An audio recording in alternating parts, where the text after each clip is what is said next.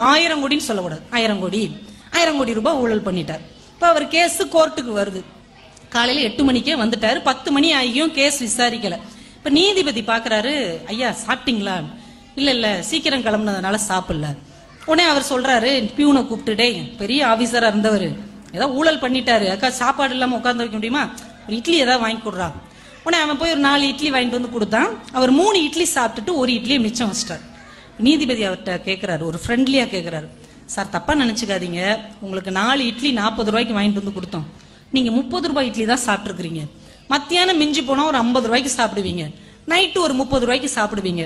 ஒரு நாளைக்கு உங்களுடைய தேவை அதிகபட்சம் 100 ரூபாய் தான், நீங்கள் ஏன் 1000 கோடி ரூபாய் ஊழல் செய்தீர்கள் என்று கேட்டான்.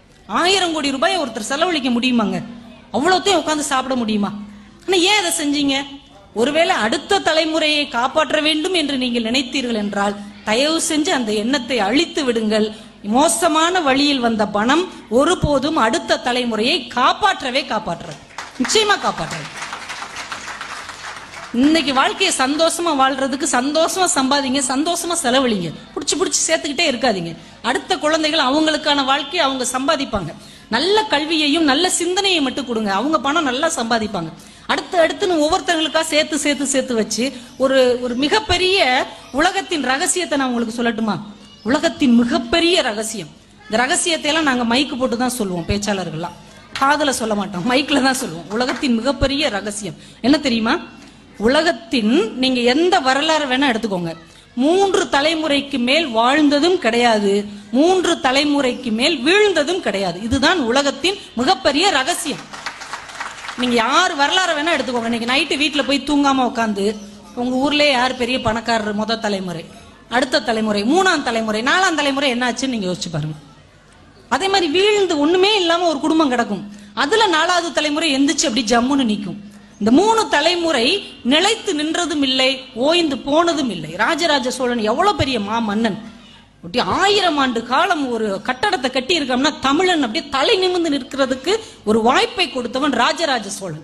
அவனுக்கு அடுத்து வந்தவன் ராஜேந்திர சோழன், கங்கை கொண்ட சோழபுரம், எங்கெங்கேயோ போனான், இந்தோனேஷியா, தாய்லாந்து எல்லாத்தையும் கைப்பற்றினான். அவனுக்கு அடுத்து உள்ளவன் யாரு பேராது தெரியுமா உங்களுக்கு? ராஜராஜ சோழன், ராஜேந்திர சோழன், அடுத்து உள்ளவன் ராஜ சோழன். நம்ம பேர் அவன், அவ்வளவுதான், அவனோட முடிஞ்சு போச்சு. நீங்க யார வேணா எடுத்துக்கோங்க, ஒரு கட்சியை கூட எடுத்துக்கோங்களேன்.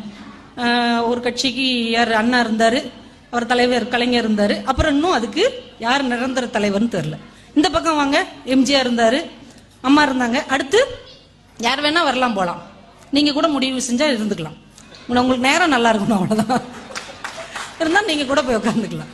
நீங்க எதை வேணா எடுத்துக்கோங்க, சினிமாவை கூட எடுத்துக்கோங்களேன். பாரதி ராஜாலாம் எப்பேற்பட்ட ஒரு டைரக்டர் சார், எப்பேற்பட்ட டைரக்டர். அந்த மதுரை தேனி மண்ணுடைய வாழ்க்கைய அப்படியே திரைக்குள்ள கொண்டு வந்தார். அவர் ஒரு நடிகன் அப்படி மண்டையில கொட்டினார்னா அவன் பெரிய நடிகர் ஆயிடுவானா. மோதிர கையால பாரதி ராஜாட்ட கொட்டுவாங்கன்னா அவர் மிகப்பெரிய நடிகர் ஆயிடுவாரு.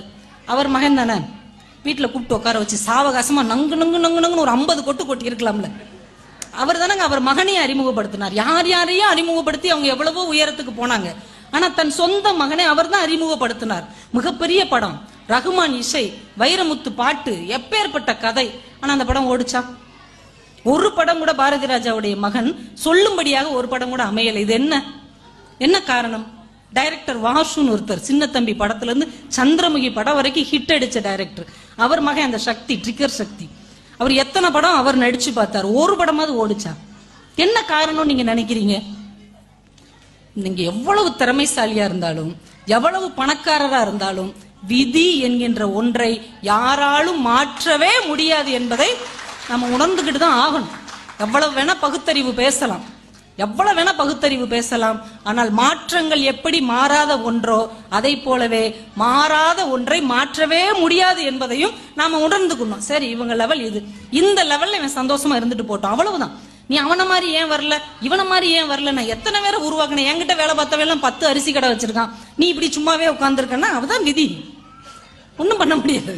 சொல்றோம்ல, பெரிய பெரிய தொழிலதிபர்கள்ட்ட வேலை கத்துக்கிட்டவன்லாம் பெரிய பணக்காரன் ஆயிருவான். ஆனா அந்த வீட்டுல உள்ள பையன் அப்படியே தான் இருப்பான், மண்ணா உட்காந்துருப்பான். ஏன்டா இப்படி இருக்க, உன் வயசுல அப்பாலாம் எத்தனை இடத்துக்கு ஆடுனேன், நீ ஆடுன நான் உட்காந்துருக்கேன், அவ்வளவுதானே, உட என்ன செய்ய முடியும்? அப்போ சில விஷயங்கள் நம்மால் மாற்ற முடியவில்லை என்றால் அந்த சுமையை மனசுக்குள்ள வச்சு அழுத்தி கொண்டே இருக்க கூடாது. அவங்களுக்கு என்ன வரும், சரி இந்த இடத்துல இருந்துட்டு உன்னால என்ன செய்ய முடியும், அதை செய் அப்படின்னு அவங்களுக்கு ஒரு ஈஸியான பாதையை கொடுத்து விட்டு நாம மனசை லேசாக வைத்துக் கொள்ள வேண்டும். இந்த குழந்தைங்க கொஞ்சம் இப்பதானே உங்களை பாராட்டி சொன்னேன், கொஞ்ச நேரம் தான் எனக்கான நேரம் முடிய போகுது, கொஞ்ச நேரம் அப்புறம் உங்க ஐட்டம்லாம் வந்துடும், நல்லா நீங்க ஜாலியாக அப்படி உட்காந்து பேசுனா வேலையவே எங்களால கவனிக்க முடியாது.